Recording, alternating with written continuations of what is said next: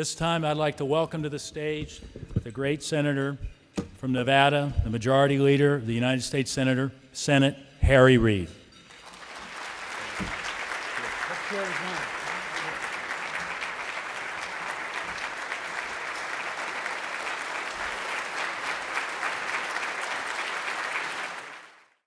Thank you, Senator, for being here. It's a great honor. We had the time in advance of our luncheon with you today to poll our members, and if it's okay with you, I'll go in the order of how they've asked the majority of their questions. The single leading question was on health care and what is in store for them in the future with the Affordable Health Care Act. Thank you very much. I want you to say a word here.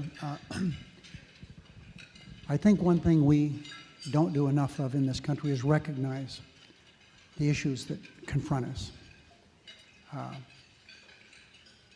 I want to be careful what I say here, but I want to understand the reason I was late getting here, the reason we're late starting all this is we've had threats here, bomb threats. So, you know, this happens because of who I am, but it's really a shame that people do stuff like this to really interfere with the wheels of government. So I always try to be on time to everything, but I have a good, you know, they didn't want me to stand up here and say anything. I had something prepared to say in the opening, but so I'm happy to answer any questions that any of you might have. Thank you, Senator, and we truly have your best interest, and you're in our thoughts at all times, and we take for granted the exposure that a person in your position has because you make it look so easy and so natural. We thank you. Okay, healthcare. Here we go, okay. Healthcare. All right.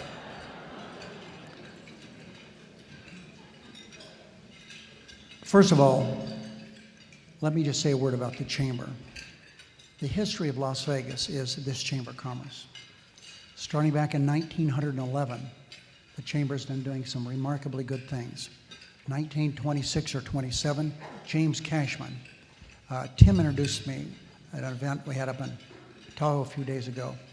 And I reminded him, and I remind all you, James Cashman, this famous Cashman legacy that we have in Nevada, it all started in Searchlight. That's where James Cashman first went into business. So if you follow the history of the Chamber of Commerce, you know, what Cashman worked for is to get a road, highway from Baker to Las Vegas. But if you look at the pushing for Boulder Dam, pushing for Henderson out here during the war, legalized gambling, quickie divorces, that's all led by the Las Vegas Chamber of Commerce. So it's been going on for a long, long time. So healthcare. We're a great nation, and we cannot have upwards of 40 to 50 million people with no ability to go to the hospital or to see a doctor if they're sick or hurt. So that's what this is all about. It goes back to the time of Harry Truman, Richard Nixon. Over the decades, people talked about the need to have a health care plan like they have in other countries. But it was always thwarted, going back to the Truman years, by people saying it's socialized medicine. Well, remember, Obamacare is anything but socialized medicine. It's based upon insurance, and a lot of people didn't like that. They wanted to do other things. They wanted a single payer. They wanted it all focused around Medicare. We have a private enterprise healthcare law that's now in effect. And what were we trying to do? We're trying to make it so that everyone would have the same health insurance that I have, or the other 6 million federal employees.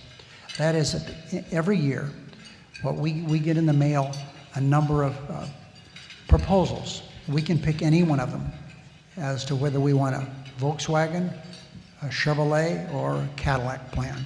We have the right to do that. And that's what we want everyone in America to have. And the exchanges are going into effect. And I have said many times, and I'll continue to say, Brian Sandoval did something very, very courageous.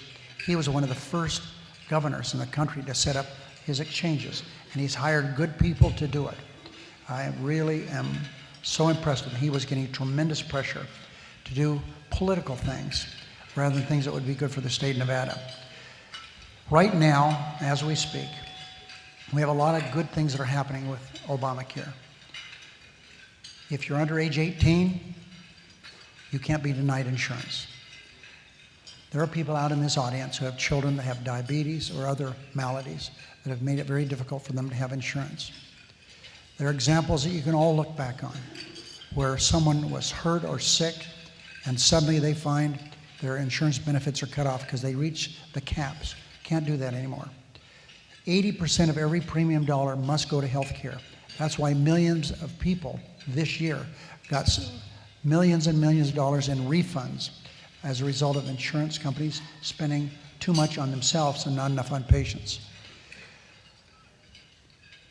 We have millions of senior citizens who now have the ability and have had the ability to have wellness checks, all kinds of things that they rarely had done before. Now they can do it and it doesn't cost anything. I'm not going to go through the whole list of things, but healthcare is so much better today than it was. Now we're working through a number of things. I support the president in withholding from businesses the penalties for another year to see if we can work out something that would make that work better. This was a massive bill because we've been trying for 60 or 70 years to do something with healthcare in the country. Is it a perfect bill? Of course not. It's not a perfect bill, but it's really a good bill, and it paves the way for us to have a healthcare system that we can all be proud of. You know, I don't know if anyone realizes how difficult it is for people. I'm sure I shouldn't have said it that way. I'm sure some people do understand it. It's difficult to understand what it is to not have the ability to go to a doctor or a hospital when you're hurt or sick. I look back at my time in Searchlight. They brought through Searchlight on one occasion a TB wagon, it was called. It came through once in a while. It's a big truck that would take x-rays of people's chests. TB was still a real problem in Nevada and around the country at that time. My wonderful mother had one of these checks. It came back positive that she had TB. What did she do? What did we do? Nothing. We had no car to go to Vegas. We had no way of, I guess we figured we could have hitchhiked or something.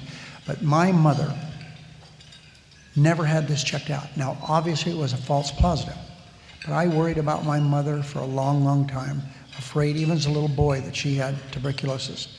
That's what it's like, not to have the ability to go to a hospital or see a doctor when you're sick. And I can give you lots of other examples in my personal experience. So we're going to continue to work on this bill, this law now. If there are things we need to change, we'll do that. There are things that we've changed on our own. Frankly, we've had no help from the Republicans because they want to do everything they can to make sure that this bill is a flop. If just a little bit of input from them when we're doing the legislation, or certainly now, we could pass some things that would help the implementation of this bill. But we're going to do it with or without that because that's the law of the land now. Thank you, Senator. The second popular question, go ahead.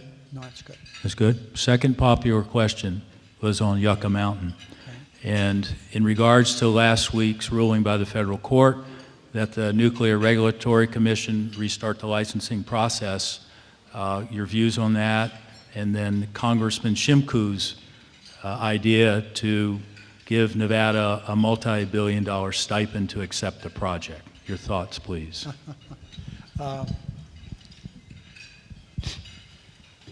Senator Bryan was in Washington when we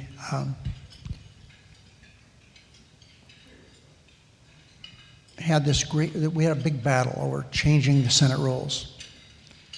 And John McCain then, as he does now, worked to try to stop his party from doing things that were not wise for the country. But as a result of that compromise we made, we put on the DC circuit a bunch of really bad judges. We did that because we wanted to settle a problem. Legislation, the work we do back there is compromised, and we did that. So we put on that court. The D.C. Circuit is, some say, the most important court in the country, even more so than the Supreme Court, because it deals with all these complex federal issues. So and after Justice Roberts went on the Supreme Court in 2007, we basically have not been able to fill the vacancies in that very important court for process and political reasons. So that was a 2-to-1 decision that two people that wrote the majority opinion are the, I doubt if there's anybody in this room, well, it could be. I doubt if there's anybody in this room as far to the right as they are. So their opinion is absolutely no surprise. They're the same group of judges that said after 230 years, the president no longer had the right for recess appointments. I mean, they've done these bizarre things. So, nuclear waste. Their opinion means nothing. Okay? It means nothing. And I've said that. Yucca Mountain is dead.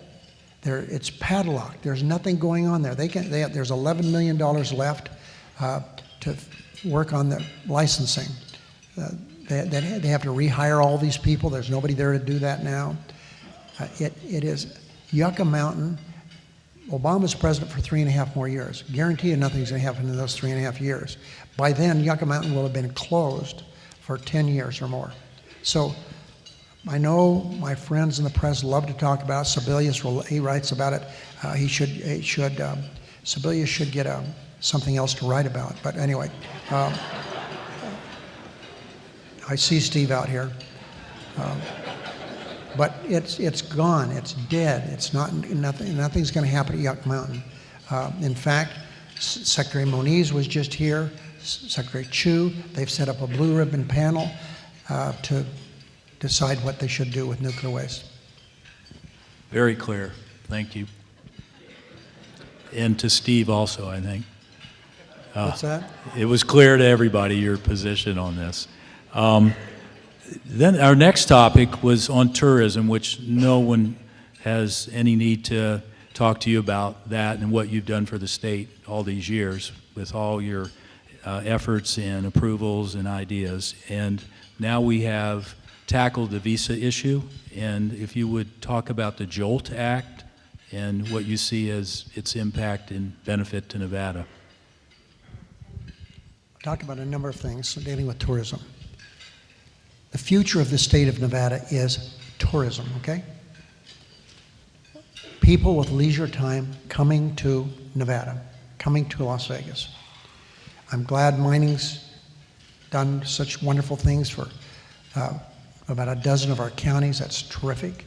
I'm glad to see, especially in northern Nevada, some of the high-tech industry coming over the hill. Some of them are coming down here. But the number one economic boost for Nevada is tourism. And that's why I worked so hard to get the Travel Promotion Act passed. I filed cloture on filibusters 7 times before I was able to get that passed. It's a wonderful bill. Tourists coming to America will pay a small fee on their airline ticket, and we will use that to advertise, like other countries do, about what a wonderful country we have and you should come here.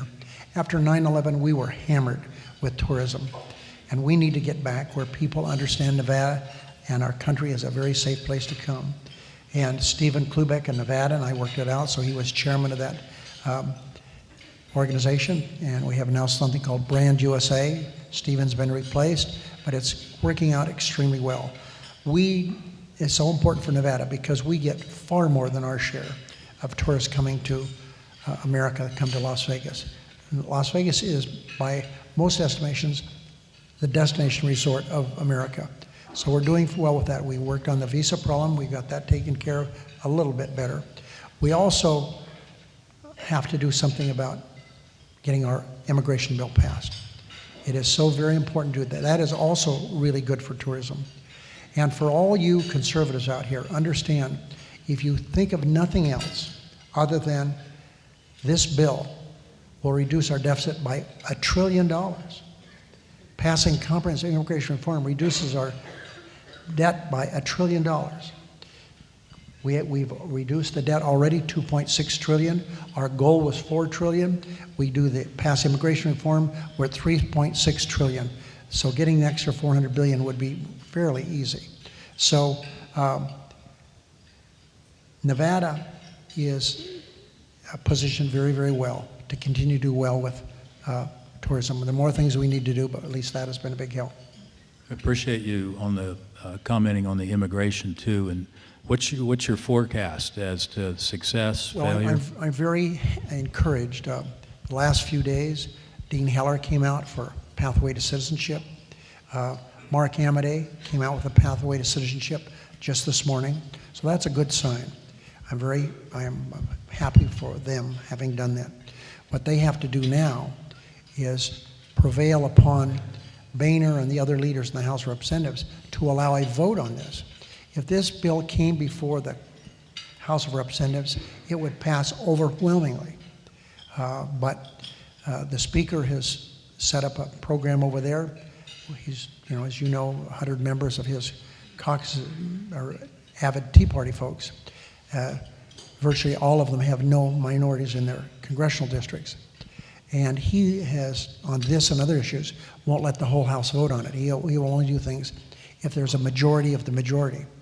And what I am asking Dean to do and Mark Amadei to do is to push the Republican leadership in the House to let everybody vote on it, because if that happened, it would pass overwhelmingly. Why is that important? I've indicated one reason is it'll reduce the debt significantly. It'll create lots and lots of jobs. Secretary of Labor was in town today. In Nevada alone, it'll create over 3 million jobs over a 10-year period of time. Pretty good. It would do a wonderfully better job of protecting our borders. That's southern border, northern border. It would also help employers and employees. Right now, the employer sanctions that we initiated in the early 80s has been a disaster. It's a catch-22 for employers and employees. And what this legislation does is do the E-Verify, where now it's really a good program. It's about 99.5 or 99.6% totally effective and getting better every day. So in addition to that, it would put the 11 million people who were here, who are undocumented, on a pathway to legalization, citizenship. Now, they don't go to the front of the line. They're able to come out of the shadows. They would have to pay penalties, fines, stay out of trouble, work, pay taxes, learn English. Then they would go to the back of the line. It'd take about a dozen years for them, but at least they wouldn't be subject to arrest. And that comprehensive immigration reform also includes the now famous DREAM Act, which would allow little boys and girls who came here, who are now adults, or at least teenagers, to not be subject to deportation. All they want to do is be able to get an education. All they want to do is be able to go into the military, and this is the only country they know. So that it would include the DREAM Act. It would also include doing some good things for guest workers, which are so important to us here. Temporary workers, ag workers is taken care of. It's comprehensive and it's good. And I am going to put in a plug here for John McCain. John McCain and I came to Washington together. Freshman House member. Over the 31 years we've been together, we have fought. Oh man, he's easy to fight with. I am too. But there's no one that I've served with that I have more admiration for than John McCain. He's willing to admit when he's made a mistake. We all know he has a temper, but that temper lasts. It kind of reminds me of O'Callahan's temper. Some of you remember Mike O'Callahan. He would be mad, but he'd get over it quickly, and that's just like John McCain. Because of him, we were able to get immigration done. Other 7 people worked on it, and they were important, but the man that held this together, the glue that held this together, is John McCain. This battle we've had with changing the rules the last month or so, we were able to work our way through that and get 70 or 80 nominations confirmed. How would we do that? Because of John McCain. So He's somebody that, as I've indicated, and I won't harp on this, that we don't always get along the best, but he is really a fantastic human being. Wonderful, thank you. On the seat that you have, you see more than Nevada, you see the global view, and along the lines of the visa rules, immigration, the country's still working hard, struggling to create better paying jobs and more jobs, increase employment.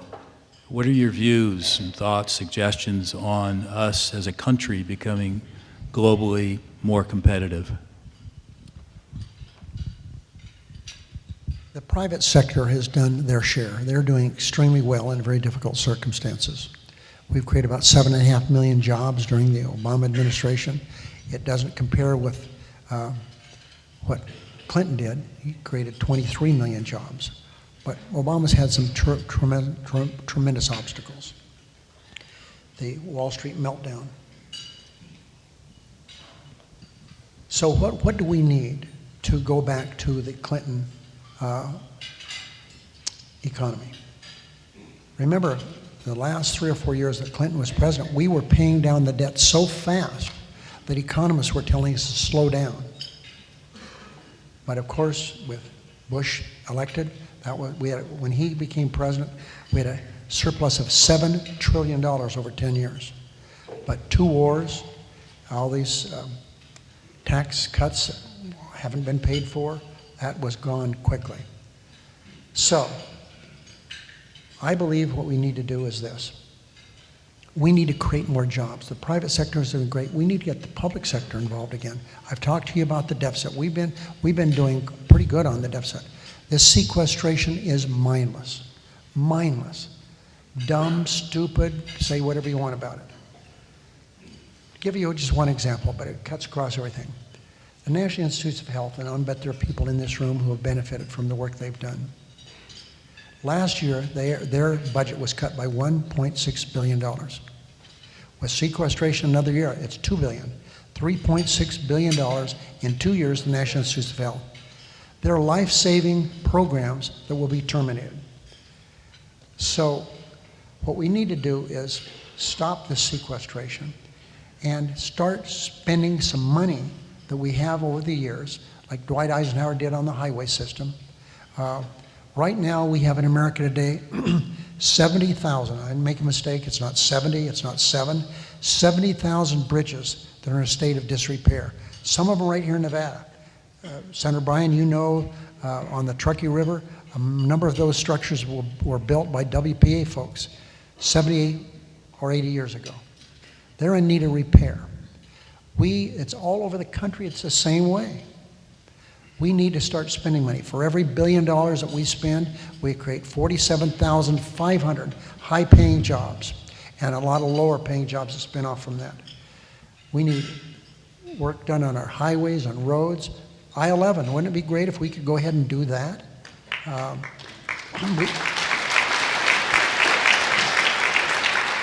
Highways, roads, bridges I've talked about. We need to do something about our dams. We need to do something on water systems and sewer systems. So that's what we need to do. That's what we need to do. We need to do that. That will make America more competitive internationally and certainly make our country a better place. We have a need of so much things to do. Now remember, that $1 billion that Congress appropriates, that doesn't go to the Bureau of Land Management or the Forest Service to start doing a repair work on. It's given to the private sector, contractors who go out and hire people in the private sector. That's what the money's used for and has always been used for. Thank you.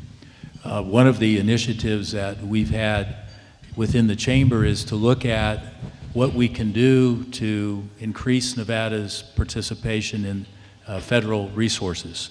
As we look back, we've not been the largest beneficiary on a pro rata basis from what we've sent to what we've received back here, and anything you can suggest to us?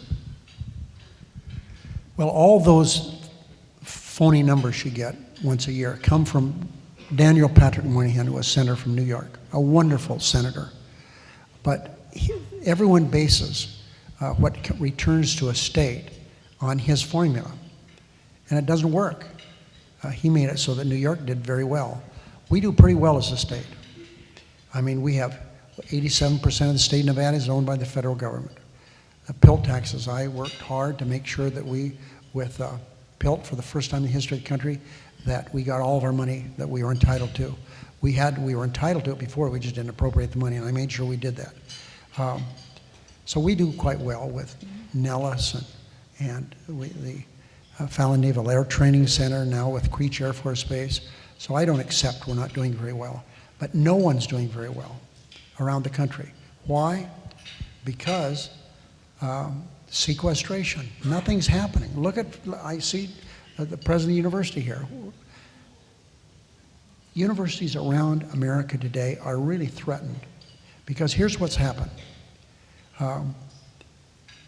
State support of education is plummeted downward.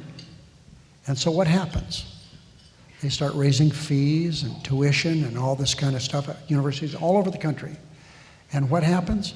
Kids start, young men and women start borrowing money.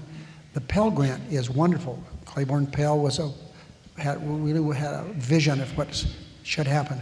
But the $3,500 they get every year is a pittance now to how much it costs to go to school, whether it's a state-supported school. So these young men and women go out and borrow money. The average amount of a student borrows is around $40,000 a year. You go to professional school, it's around $200,000. It just is a bad situation. So I'm really concerned about the inaction of Congress and not doing what they should be doing. I am a believer in the Constitution. The Constitution gives Congress a couple of responsibilities. One is to be in charge of congressionally directed spending. That's earmarks. I'm prideful of the earmarks that I brought back to the state of Nevada. But we have now this mindset that we cannot do that. We give it all to the White House to do. That's wrong. I talked to a Republican conservative senator on the floor. I said, well, how can you possibly want to keep sending more power to the president? And he said, I know you're right, but I can't do anything about it. So we have to get back to doing what we've done for 2 centuries to make Congress a meaningful part of our country. We keep giving more power to the president, and that's the wrong thing to do. Now, you have been a longtime advocate of energy and the solar, wind, and geothermal assets we have here. And any suggestions along the lines of incentives available? Sure. As I think most people know, I was heavily involved in getting tax incentives for geothermal, sun, wind. And one thing that just so irritates me, I promised myself I'd not say anything about the Review Journal, but I'll say it anyway, Bob, is those senseless editorials where they talk about renewable energy doesn't create any jobs. That's just so foolish. Go to Railroad Pass, drive out toward Searchlight. You will drive for 3.5 miles, and you'll have solar panels the whole way, about 4 million of them. How many thousands of jobs do you think that's created? And last time I was here, some of you will remember, the same problem came up last time. No job, the permanent jobs aren't here. Well, you go work on the freeway out here. The construction jobs are lots of people, but once it's done, all you do is the maintenance. And same if you build a coal-fired power plant. So I really do believe, and I just went through 2 days of stuff up the Lake Tahoe, where Al Gore was there talking. The 17th year of our energy summit. And you know, everyone has to understand we have problems in the world. Sea levels rising, you can't ignore it anymore. Ice caps are melting. Snows of Kilimanjaro, you know, the famous book. Don't worry about it anymore. There's no snow. It's gone forever. And there are major cities in the world within the next 15 years are going to be hurt so hard. And what we have some of the real large cities with population-wise, Calcutta and all over the world. But what city is going to be hit the hardest with this? Miami, Florida, in number of dollars. Slight sea rise there is really devastating. So point I'm making is this. Right now, solar and wind and geothermal are competitive with coal-fired, of course, and natural gas. Some can argue that, but as I have said on a number of occasions, I think that what we need to do is understand the consequences of using fossil fuel. I'm glad that America is doing so well with natural gas. It's great. We have more natural gas than any country in the world now. But remember, natural gas is a lot better than coal, a lot better than diesel fuel, but it's only about 40% better. So, you know, if we're going to do something about the problems we have, we should have all the people that approve all these projects think about what it does to us, what it does to our health, the vitality of our state. So I'm a big fan of renewable energy. Nevada should be energy independent. We could be energy independent. We have enough sun to actually electrify most of America. We can't do that, of course, because the problem with solar and wind is that most of the wind and solar are created where there aren't a lot of people, so transmission is a difficult problem. I've spoken to Warren Buffett. He's got a wonderful new crew here, and NV Energy has done the best they could, but they haven't had the money to do some of the things I think they would want to do, and they will be able to do it now with the Buffett's taken over the program. Interesting, thank you. Closing question on a personal note with this serious tone that was added to the beginning of our afternoon here. Would you share with us what you share with your grandchildren about their future? Well, I try not to frighten them to death, and I say that seriously. You know, that's why this Snowden thing, I think he's a traitor, and I'm sorry that Putin did what he did. But my children went to bed every night thinking there'd be a Holocaust. That's gone now. We've made we worked out things. Ronald Reagan, who was probably the only person that could have done that because he was such a anti-communist, Ronald Reagan was able to work something out with the Soviet Union, Gorbachev and others. So we have reduced nuclear weaponry a significant amount, and even though relations have gone up and down with Russia and this Snowden thing was bad, I want to do everything I can to improve relations in spite of this. And so that's why I invited the ambassador to the United States from Russia to my event in Lake Tahoe. Why did I do that? Well, because we're so fortunate in Nevada. We have there's only 2 alpine glacial lakes in the world. One of them we share with the state of California, that's Lake Tahoe. A wonderful, as Mark Twain said, the fairest place in all the earth. Well, I invited him, the ambassador, to Tahoe because they have the second lake, Lake Baikal. And we have a relationship that has been going on for more than 20 years now, the Tahoe-Baikal Exchange, where we have academics and environmentalists and others come and exchange information about these 2 lakes. Now, Lake Baikal, I've been there, and what a wonderful thing it is. It's 400 miles long and 50 miles wide, and it's over a mile deep. Over 20% of all the fresh water in the world is in that one lake. So he came there, introduced him, he got a stunning ovation, and so I worry about the future of our country. I'm doing everything I can to tamp down problems. The Arab Spring is really a difficult situation. Today, I don't know if you saw it, but now it appears without any question that the leader of Syria has gassed and maybe killed as many as 1,000 people, of his own people, in Syria. Libya is trying to hang on to be a democracy. Egypt is a difficult situation. But we have to do everything that we can to work with those countries and work with some of the people sometimes we'd rather not work with. I'm very impressed with John Kerry. John Kerry has prepared his whole life to be Secretary of State, and he's doing as good as I think anyone can do. And I just, one little side note here, everybody. I've had the good fortune to look at people who run for president and lose. Ted Kennedy.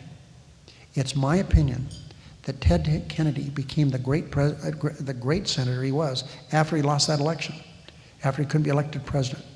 I think the same thing happened with John McCain. He had drifted a little bit during his campaign for president. It took him a little while to get over that. He's come back and he's now a terrific senator. And John Kerry. It took him a while to get over that loss. But now, as Secretary of State, I think he's trying to make a name for himself. So we have nuclear weapons in Pakistan. We have, that government is in such deep trouble. We have that Bangladesh, which now India is building a border, a big fence between them and Bangladesh, because with the climate change, they're already trying to come into Canada. Come into India. It is a real difficult situation. And America is trying to figure out what we do in Pakistan. Frankly, most of the money we get over there never makes it to the people that need it. It goes to the military. We live in a difficult world. But having said all that and all the bad news, we have a great country. And as disappointed as I am at what's going on with the Tea Party folks, I have great confidence in the future of our country. We are a country where billions of people would like to come here and live here. We have a country where we have the best form of government ever devised to rule the affairs of men and women, the Constitution. We have a judicial system that's above reproach. You may not agree with all the judges do, but they do their best. So I try to tell my children and my grandchildren that be aware of all the stuff that's going on around the world, because it's not all good, but also the glass is half full, not half empty. Wonderful. Thank you so much.